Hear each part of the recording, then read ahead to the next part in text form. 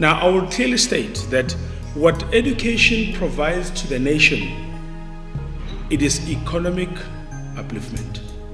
Famous but broke. This is what it had. Now, it got me thinking that there are many people who indeed are famous but broke. But the way we think is obviously creating the circumstances that we are experiencing.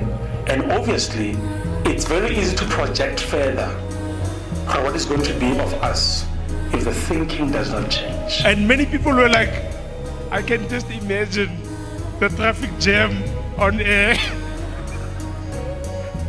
You know, changing the spare wheels on air. I don't know, all the sort of things, all the negativity. But for a change, they began to think bigger than the text.